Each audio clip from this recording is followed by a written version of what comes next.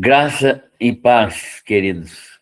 Vamos dar início ao estudo de hoje, da segunda carta do apóstolo Pedro, no capítulo 3. E vamos fazer a leitura desse texto agora. Depois nós vamos orar e meditar naquilo que o texto nos fala. Capítulo 3, 2 Pedro. Amados, esta é agora a segunda epístola que vos escrevo. Em ambas, procuro despertar com lembranças a vossa mente esclarecida, para que vos recordeis das palavras que anteriormente foram ditas pelos santos profetas, bem como do mandamento do Senhor e Salvador, ensinado pelos vossos apóstolos. Tendo em conta, antes de tudo, que nos últimos dias virão escarnecedores com seus escárnios, andando segundo as próprias paixões, e dizendo: onde está a promessa da sua vinda? Porque desde que os pais dormiram, todas as coisas permanecem como desde o princípio da criação. Porque deliberadamente esquecem-se que de longo tempo houve céus, bem como terra, a qual surgiu da água e através da água, pela palavra de Deus, pelas quais veio a perecer o mundo daquele tempo, afogado em água. Ora, os céus que agora existem e a terra, pela mesma palavra, têm sido entesourados para fogo, sendo reservados para o dia do juízo e destruição dos homens ímpios. Há, todavia, uma coisa, amados, que não deveis esquecer, que para com o Senhor um dia é como 1000 anos, e 1000 anos como um dia. Não retarda o Senhor a sua promessa, como alguns a julgam demorada. Pelo contrário, ele é longânimo para convosco, não querendo que nenhum pereça, senão que todos cheguem ao arrependimento. Virá, entretanto, como ladrão, o dia do Senhor, no qual os céus passarão com estrepitoso estrondo e os elementos se desfarão abrasados. Também a terra e as obras que nela existem serão atingidas, visto que todas essas coisas hão de ser assim desfeitas, deveis ser tais como os que vivem em santo procedimento e piedade, esperando e apressando a vinda do dia de Deus, por causa do qual os céus incendiados serão desfeitos e os elementos abrasados se derreterão. Nós, porém, segundo a sua promessa, esperamos novo céu e nova terra, nos quais habita justiça.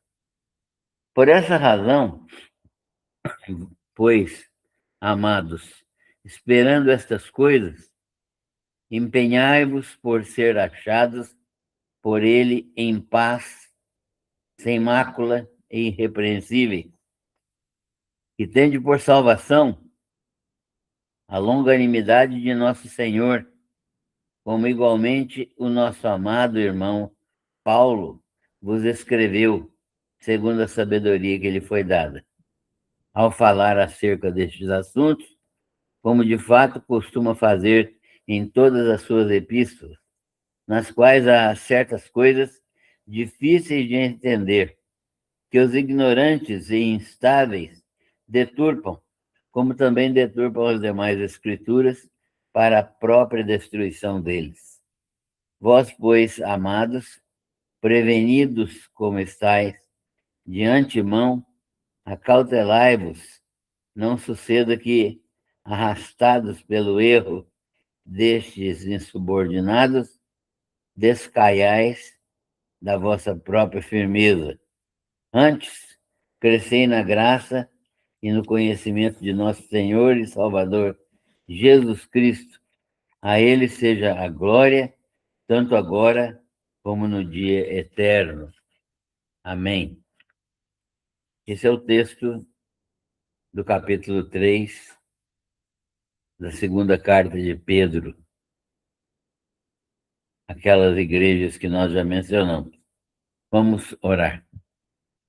Senhor, nós te agradecemos porque estamos estudando a tua palavra e ela tem para nós mensagens poderosas do Senhor, ensinando-nos a respeito de muitas coisas, e neste caso aqui, ensinando sobre o tempo da sua segunda vinda e qual é a nossa expectativa em relação a isso. Nós te agradecemos pela presença já de muitos irmãos conosco e pedimos que o Senhor esteja abençoando a vida de cada um para que recebam esta bênção do Senhor em suas vidas, a compreensão da tua palavra e o poder designar-se por meio desta palavra diante da tua presença. Nós louvamos o teu nome por todo o teu cuidado, reconhecendo que tudo que o Senhor faz é perfeito e que nós também gozamos neste momento destas bênçãos do Senhor sobre nossas vidas. Obrigado pelo cuidado do Senhor conosco hoje, com nossos familiares, com nossos irmãos, com a igreja do Senhor espalhada pelo mundo, como o Senhor tem protegido e abençoado muitos irmãos e tem estado com aqueles que estão sofrendo, ajudando-os a passar pelo seu sofrimento. Nós te louvamos por isso, porque o Senhor é um Deus que providencia todas as coisas. Obrigado, Senhor, pelo teu cuidado constante.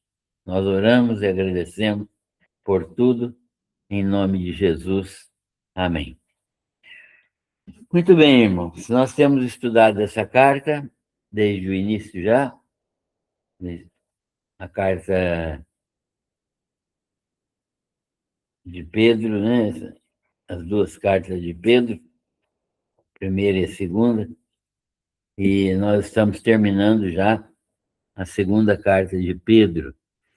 E nós vimos aqui que essa carta ensina a respeito da presença de falsos profetas, falsos mestres, né? Mostra as características desses falsos mestres, mostra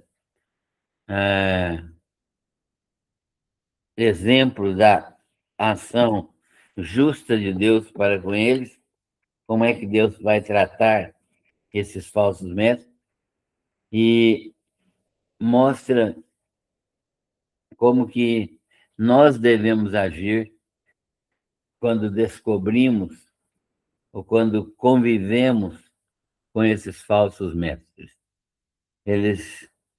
A Bíblia ensina aqui, né, o apóstolo Pedro ensina que esses falsos mestres estão presentes no meio da igreja, como os falsos profetas estavam presentes no meio dos profetas de Deus no Velho Testamento. E eles vão introduzir heresias, como nós temos conhecimento de várias heresias que estão presentes na igreja evangélica hoje, né? Não ostensivamente, mas dissimuladamente, né? Heresias que, mesmo negam o soberano Senhor Jesus Cristo e negam também que ele vai voltar ou que ele está encarnado em um corpo e mostram que há heresias que são absolutamente anticristãs, trazendo sobre si repentina destruição. Deus vai tratar com esses heréticos, né? E eles serão seguidos por muitos.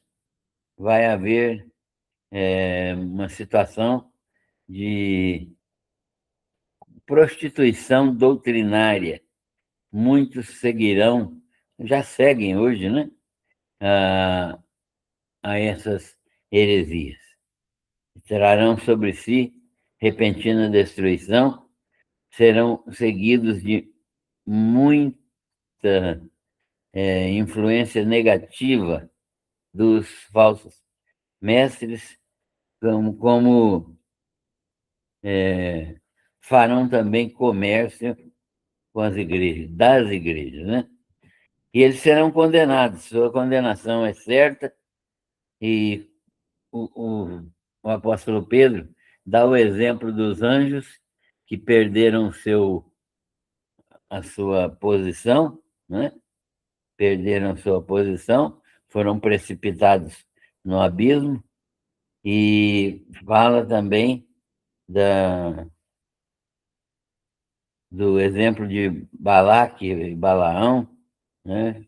Balaão era um profeta moabita que queria profetizar por dinheiro, e Deus fez com que ele fosse prejudicado, fosse castigado por causa disso. Então, e Deus mostra que esses homens seguem a carne, natureza carnal, cedem as paixões imundas, eles menosprezam os governos e as autoridades superiores, né? Destratam as autoridades e falam mal daquilo que não tem conhecimento, e Deus vai dar a eles a paga pelos seus crimes, e eles têm, então, esse comportamento que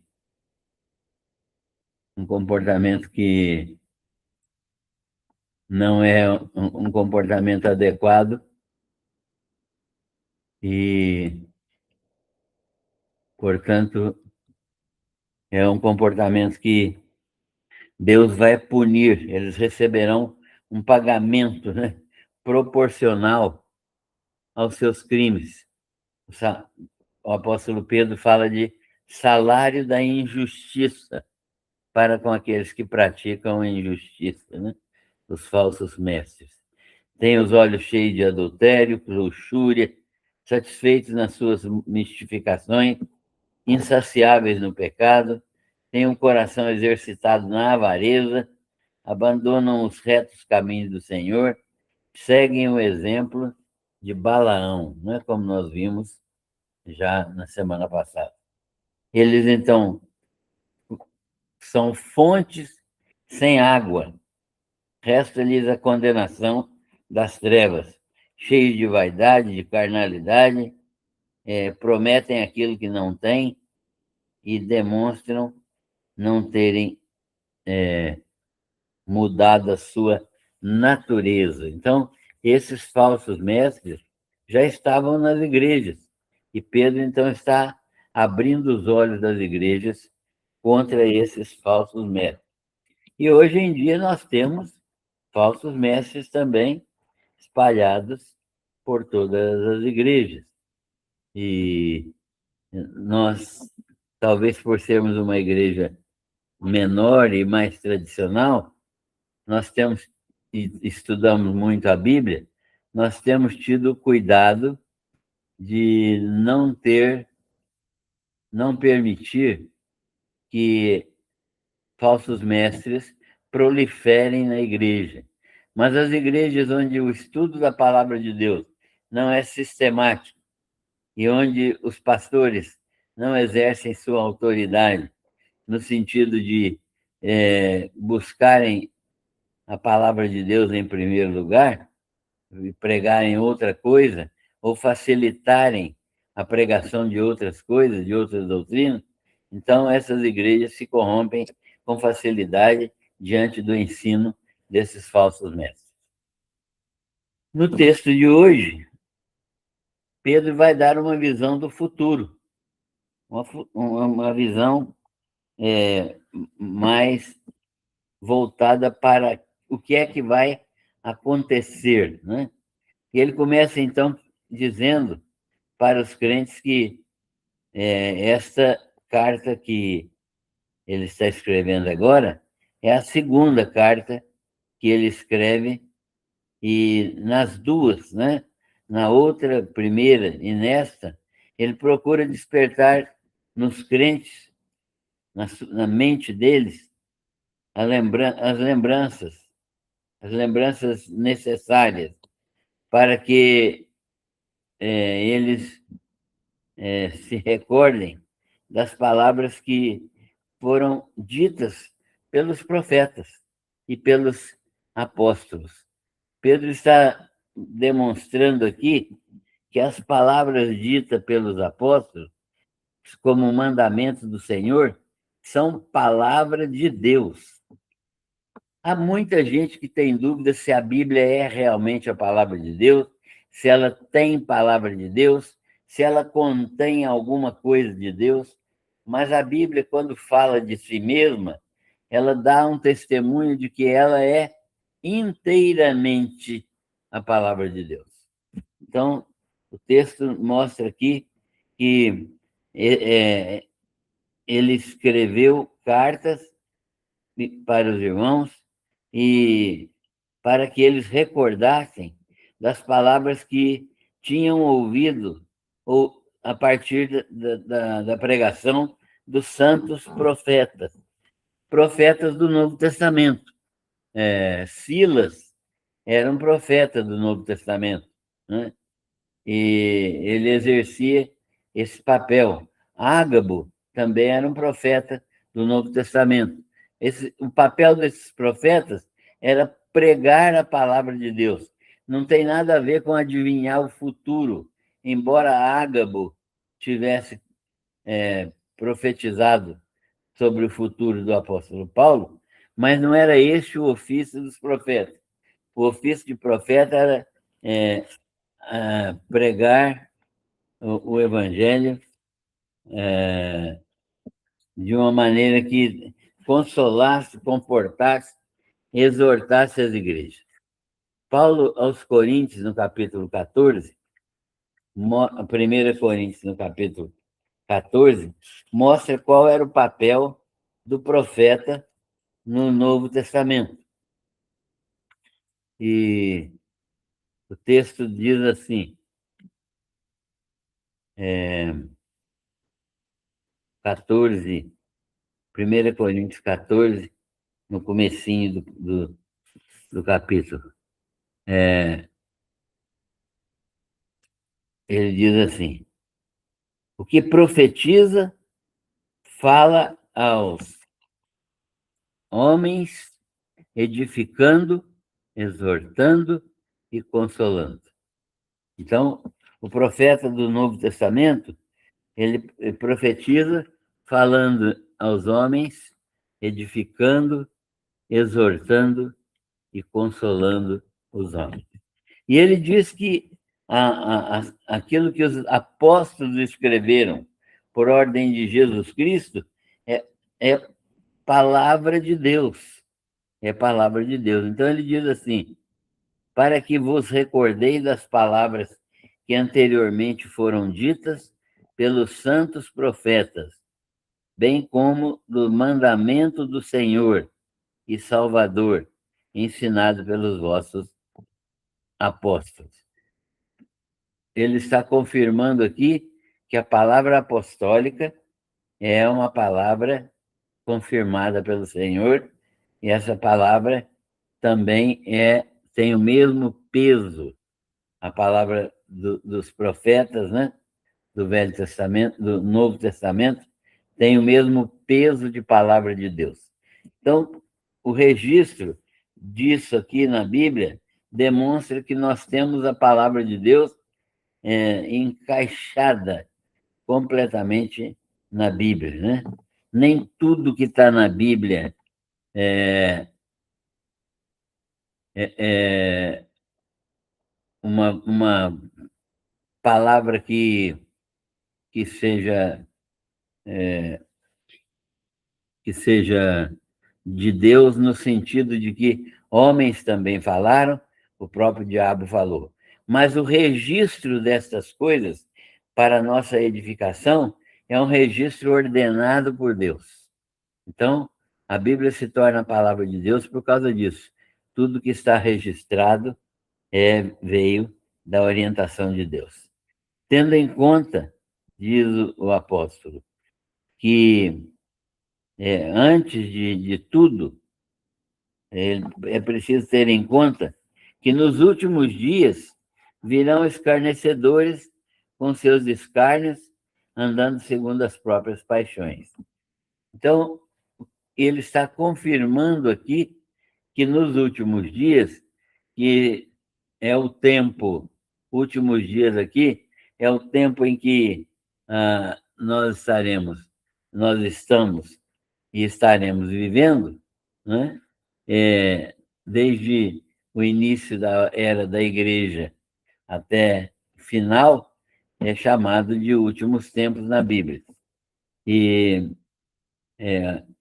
então o texto mostra que nestes últimos tempos, nos últimos dias, virão escarnecedores com seus escárnios, ou seja, muitas pessoas vão tentar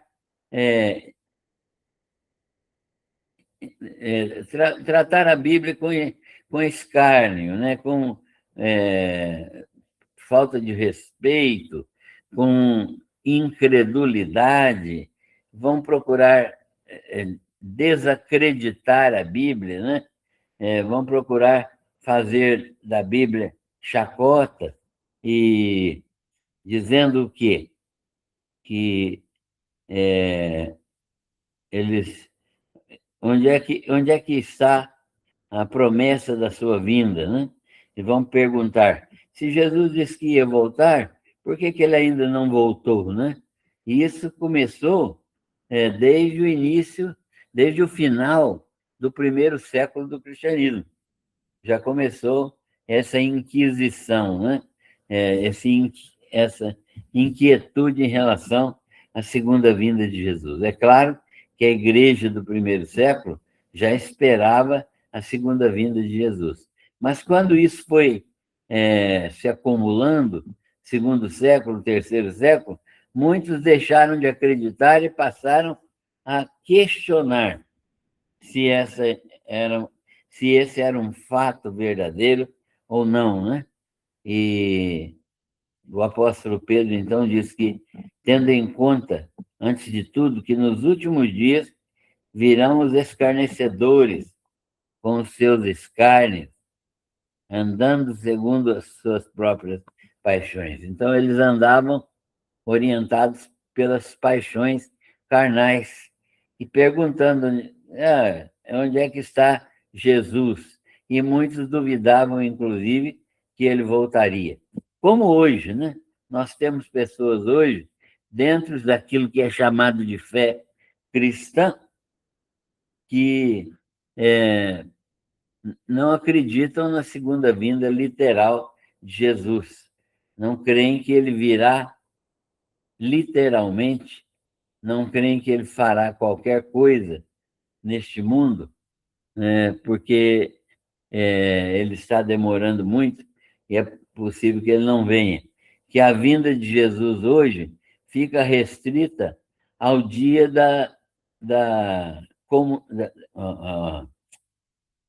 ao dia da nossa morte, né? Quando eu morro, eu encontro com Jesus. Então, Jesus virá para mim no dia que eu morrer. Ele já veio uma vez, eu fui convertido, e agora ele virá a segunda vez quando eu morrer. Então, esse encontro é individual, é invisível, é de uma pessoa com Jesus, que tem Jesus com ele mesmo, né? Então, isso seria nos últimos dias que nós estamos vivendo. Mas o autor demonstra que isso não é verdadeiro porque os homens estão andando segundo suas próprias paixões. Os homens estão fazendo aquilo que dá na cabeça e estão entendendo que Jesus não deve voltar. Vai voltar dessa maneira que eles estão crendo hoje, individualmente. E dizendo: onde está a promessa da sua vinda? Esses homens ímpios, né, estão perguntando exatamente isso. Onde é que está Jesus? Será que ele vai vir mesmo? Será que ele já veio? Como é que é essa situação?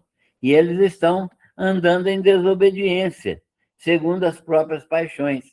Isso é dentro do cristianismo. É dentro do cristianismo.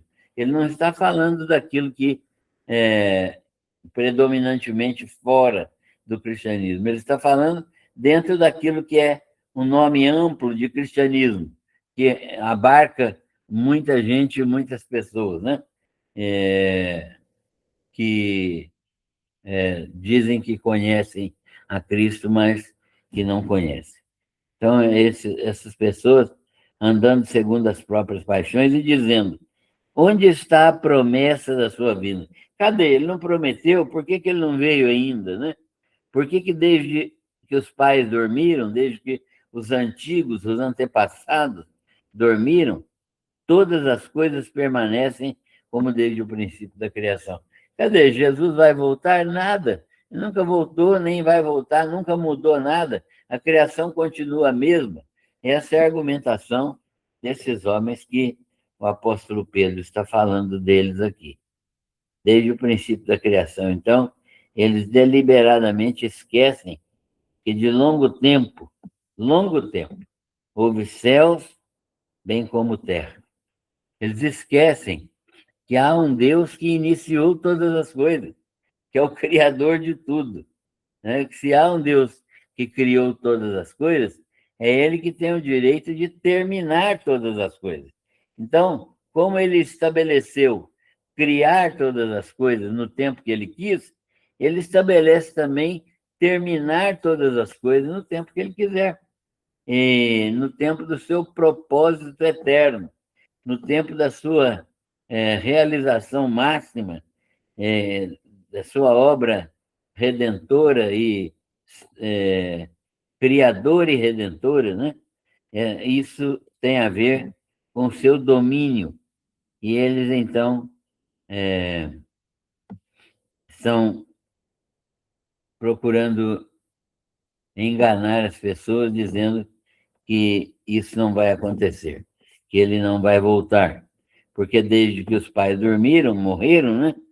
Todas as coisas permanecem do mesmo jeito. E deliberadamente, isto é, por vontade própria, por expressão livre dessa vontade própria, eles esquecem que sempre houve céus e terra e que foi Deus que criou. E ela surgiu no meio da água e, conforme nós já lemos em Gênesis, né?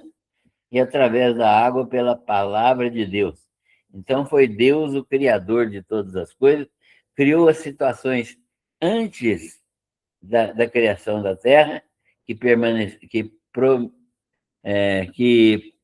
providenciariam que o surgimento de condições para a Terra para a Terra e o universo aparecerem, e para que se tivesse condições de entender que o universo surgiu através da água, né? E por meio da palavra de Deus. Ou seja, quem estava agindo no meio daquelas águas que estavam lá no início, né?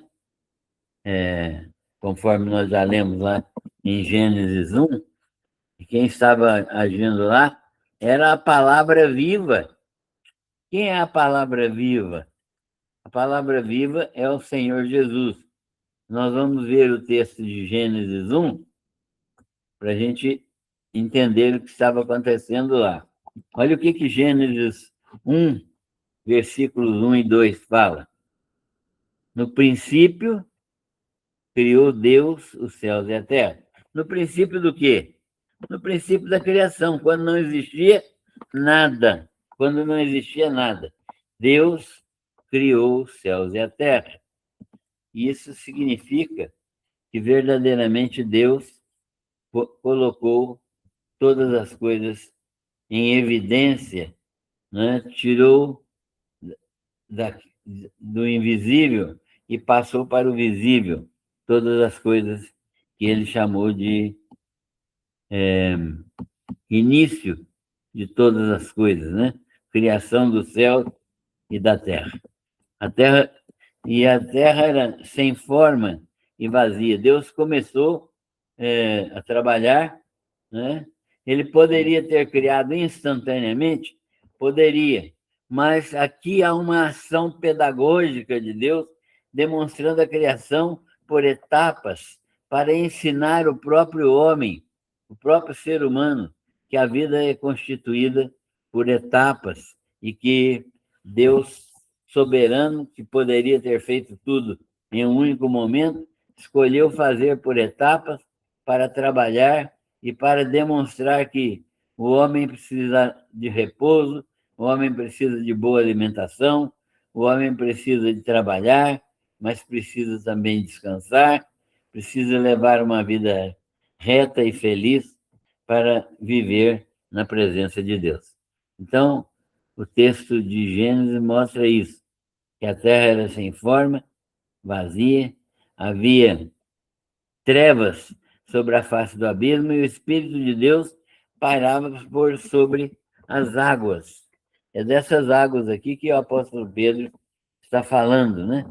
Deus criou no início, e a partir desse início, criado lá, onde haviam aparecido as águas, é um local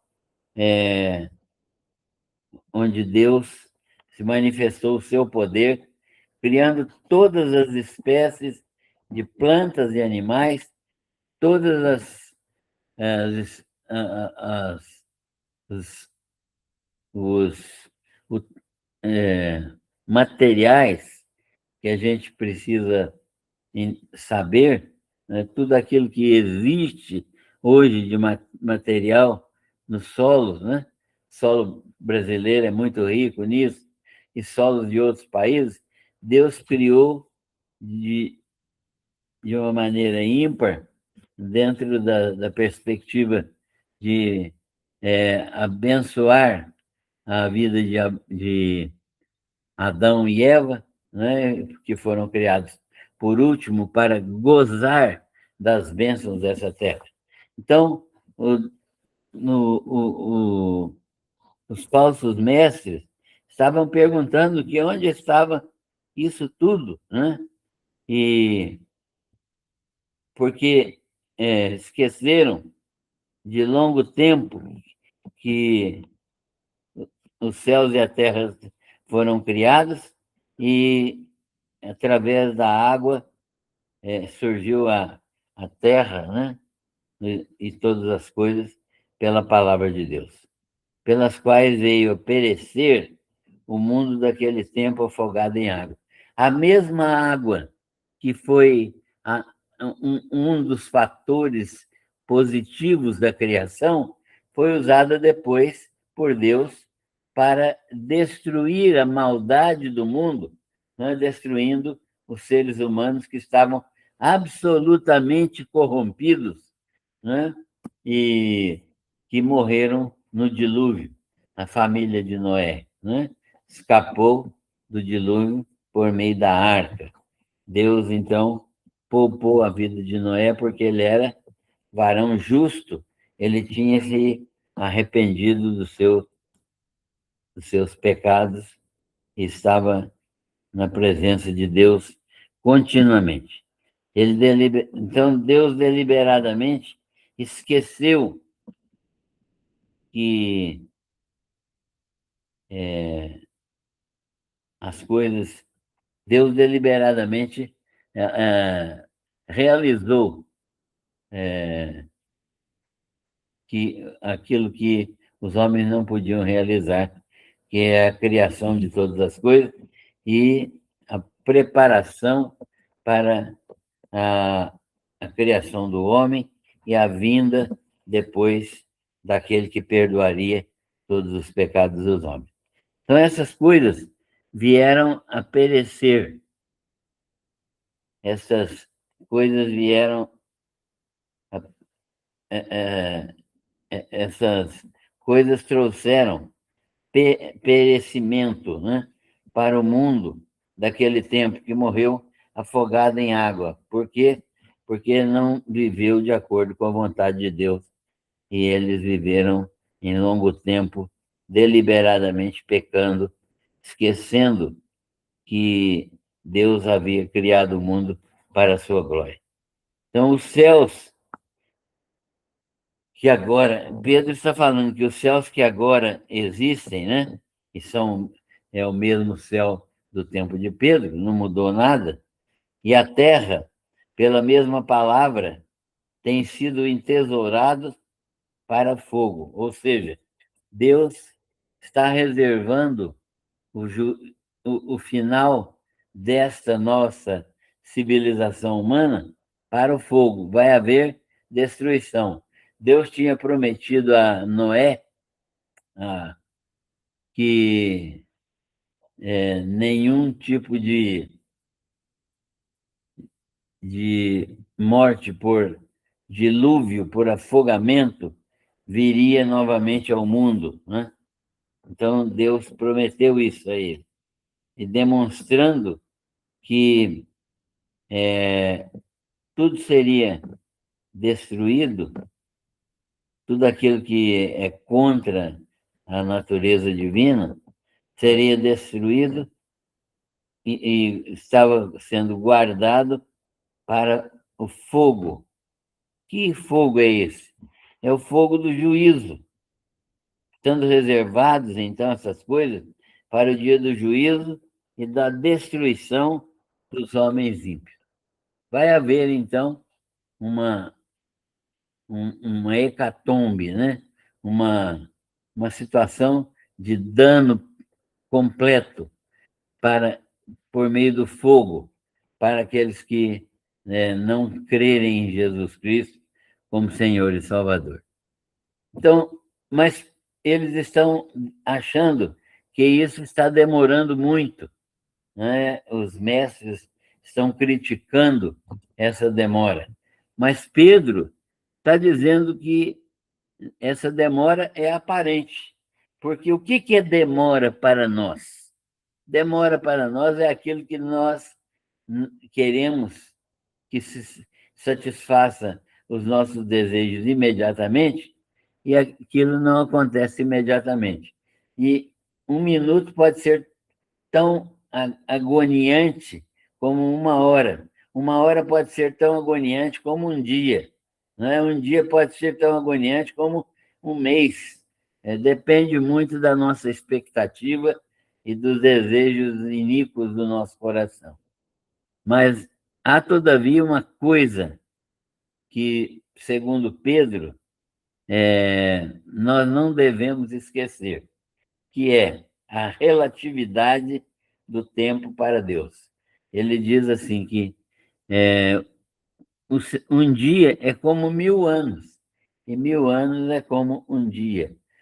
Pedro não está dizendo que a contagem da vida de Deus é um ano, um dia como 1000 anos, 2 dias como 2000 anos, 3 dias como 3000 anos. Não é assim que Deus conta o tempo.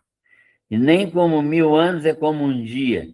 Então, em um dia, 1000 anos, em 2 dias, 2000 anos. Não, ele está usando uma força de expressão, está usando uma expressão gramatical para explicar que o tempo para Deus é contado de maneira diferente. O tempo de Deus é um tempo real, né? É um tempo que ele estabelece as coisas e elas acontecem. Não é um tempo como o nosso tempo, né? Que a gente não tem um tempo perfeito. A Bíblia fala de dois tempos diferentes. O tempo Kairos, que é o nosso tempo limitado por 24 horas por dia e 27 dias por semana, 30 dias por mês, etc. Esse é o tempo Kairos, onde nós nos empenhamos para fazer as coisas, para andar na presença de Deus e para fazermos aquilo que é agradável a Deus na nossa vida, na nossa comunidade. Esse é o Kairos. E nós temos que prestar contas a Deus do Kairos, que é esse tempo que nós temos para fazer o bem aqui neste mundo. E tem o tempo de Deus, que é o tempo. Esse tempo que eu falei, eu troquei. O Cronos. O Cronos é esse tempo nosso, que nós temos para fazer as nossas coisas. E tem o tempo Kairos, que é o tempo de Deus. Esse Kairos é o tempo que nós não sabemos contar, porque ele é um tempo que só Deus manipula. Ele é aquilo que Deus decide, aquilo que Deus determina, no momento em que ele faz essas coisas. Então, esse é o tempo de Deus, que é diferente do nosso. Por isso que nós falamos e temos certeza que quando nós pedimos coisas a Deus, nós pedimos que ele faça as coisas no seu devido tempo, porque o tempo de Deus é diferente do nosso tempo. O nosso tempo é um tempo relativo, é o Cronos, é o tempo do cronômetro, do relógio, né? É esse tempo que nós temos para utilizar diariamente. E é um tempo muito mal utilizado por nós. E tem o tempo Kairos, que é o tempo de Deus, o tempo que vai realmente significar aquilo que Deus deseja, que vai dar significado à história, que vai terminar a história com a segunda vinda de Jesus, que é o início do novo céu e da nova terra depois do reino milenar. Então, Deus não retarda a promessa, como alguns julgam demorada. Pelo contrário, Deus é longânimo para com as pessoas. Aquilo que eles acham que é demora de Deus, na verdade, é a oportunidade misericordiosa que Deus está dando para as pessoas, para que nenhum se perca. Ele está ampliando a sua misericórdia para que nenhum se perca, senão que todos cheguem ao arrependimento. Esse é o desejo do apóstolo, o desejo de Deus, segundo o apóstolo Pedro, né? E ele está sendo aqui, ele escrevendo aqui, inspirado pelo Espírito Santo. Então, como é que vai acontecer a segunda vinda de Jesus? Então, o texto diz assim: virá, entretanto, como ladrão o dia do Senhor. Como ladrão. Qual que é o dia do Senhor? É o dia em que a igreja for arrebatada daqui. O dia do Senhor vai começar no arrebatamento da igreja. Por quê? Porque o arrebatamento da igreja é um fator desconhecido, um fator desconhecido. Quanto ao tempo, né? Estamos falando quanto ao tempo. Porque nós não sabemos. O arrebatamento da igreja pode se dar a qualquer momento. O que retém a mão de Deus em relação ao arrebatamento é a evangelização daquele último eleito, né? Quando os últimos eleitos forem alcançados, não há mais razão de permanecer a igreja no mundo. Então a igreja será tirada do mundo. E é nesse momento que começa a, a contagem do tempo de Dia do Senhor, do chamado Dia do Senhor, no qual os céus passarão com estrepitoso estrondo, e os elementos se desfarão abrasados, também a terra e as obras que nela existem serão atingidas. Isso é descrito em Apocalipse, né? Visão, essa é uma visão que Pedro tem. E ele diz que, visto que todas estas coisas hão de ser assim desfeitas, deveis ser tais como os que vivem em santo procedimento e piedade. Então, qual é a posição que os crentes hoje devem ter em relação ao arrebatamento da igreja? É uma posição de santidade, uma posição de, é, de procedimento piedoso, de santificação, porque nós não sabemos quando é que o Senhor virá.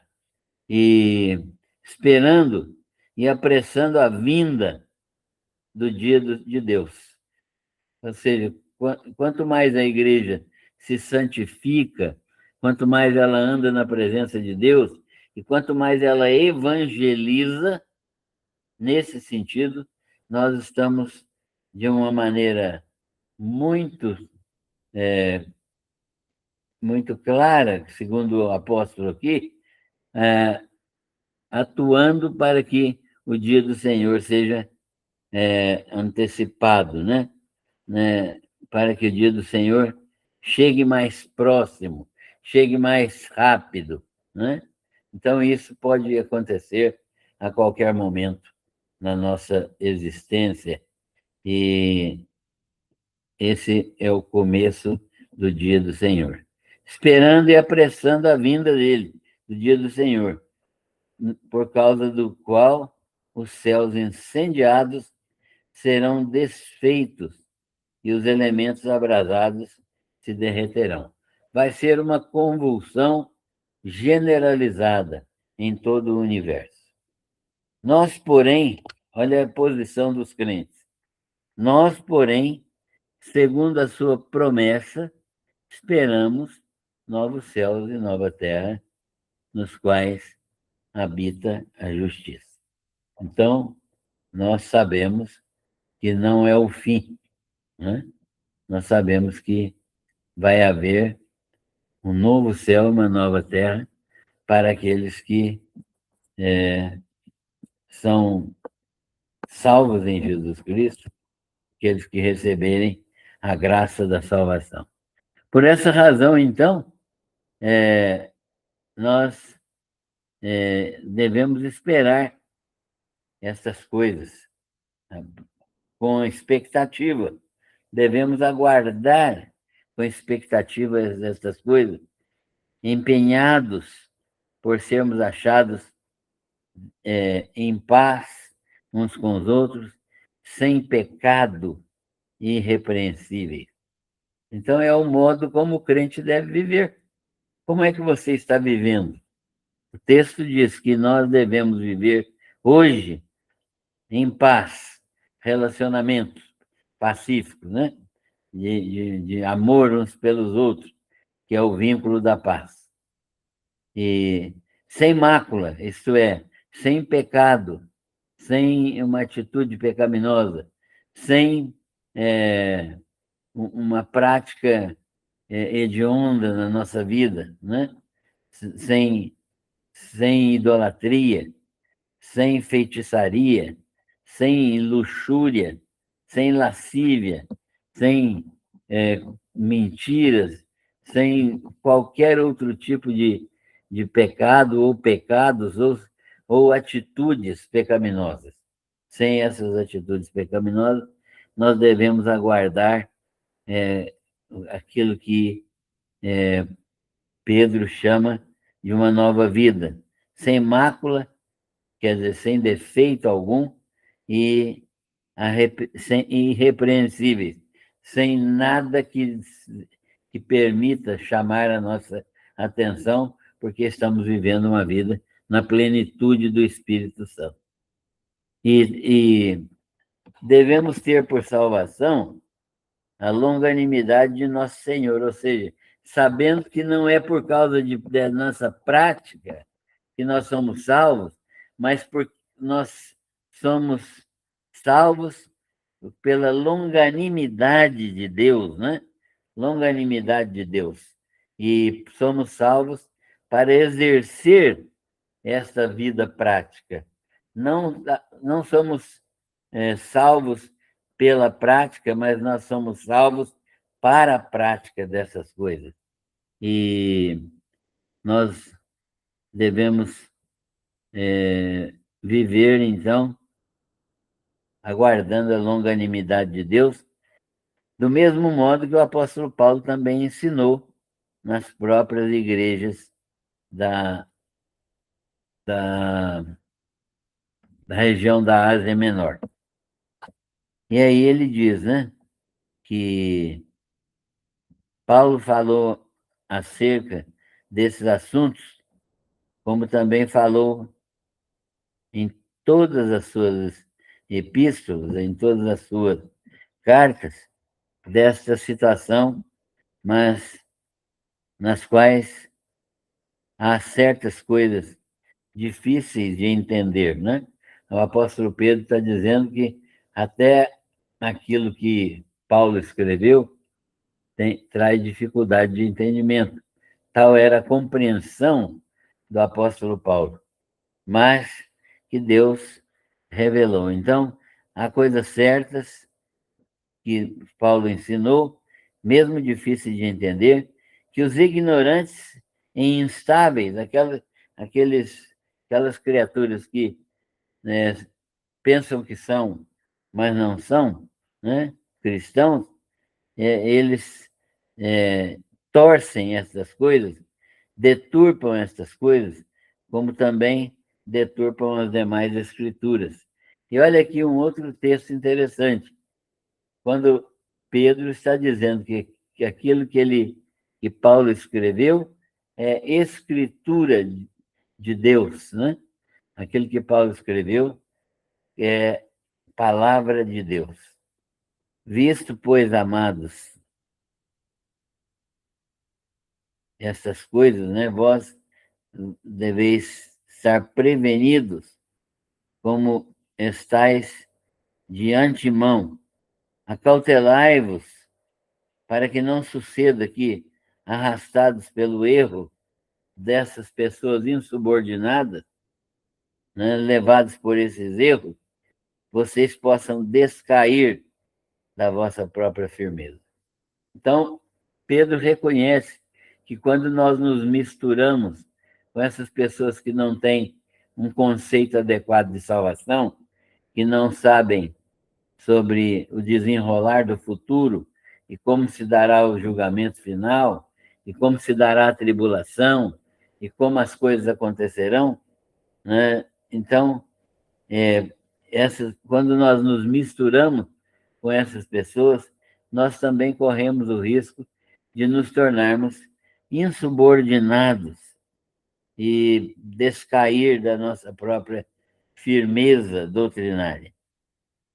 Pedro está chamando a atenção para isso, para que a gente fique atento para esta condição. E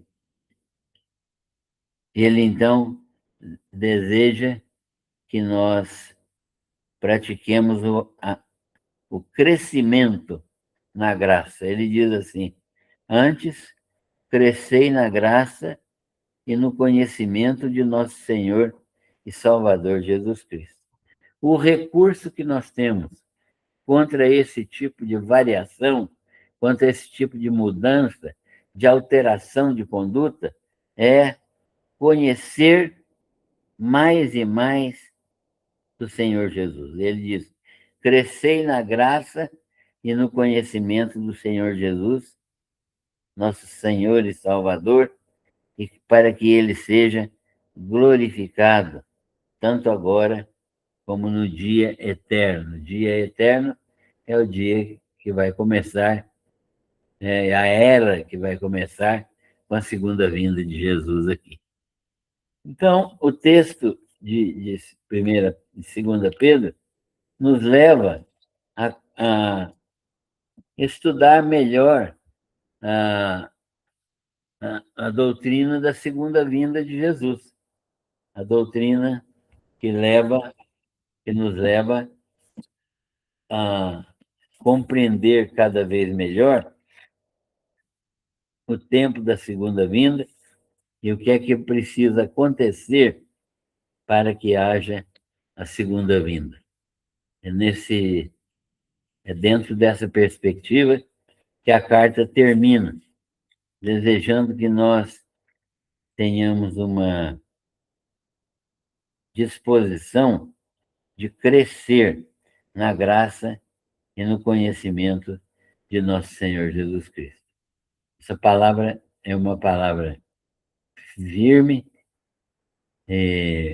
viva, eficaz, uma palavra que toca o nosso coração e que nos ajuda, estimulando a levarmos uma vida que tenha conhecimento fundamentado na Bíblia da segunda vinda de Jesus, da, da, das consequências dessa segunda vinda para os crentes e para aqueles que permanecerão aqui na terra sem experimentar a bênção da companhia de Cristo. Nós vamos encerrando por aqui, desejando a todos uma ótima semana iniciada amanhã, com atividades dominicais aí normais, que o povo de Deus saiba que a obra que Jesus começou na criação só vai terminar quando a nova criação estiver completamente pronta, organizada e estiver habitada pelas criaturas que Deus criou e pela Igreja bendita do Senhor. Que Deus nos abençoe, nos ajude a andar na presença dEle e a fazer a vontade perfeita dEle. Um abraço a todos.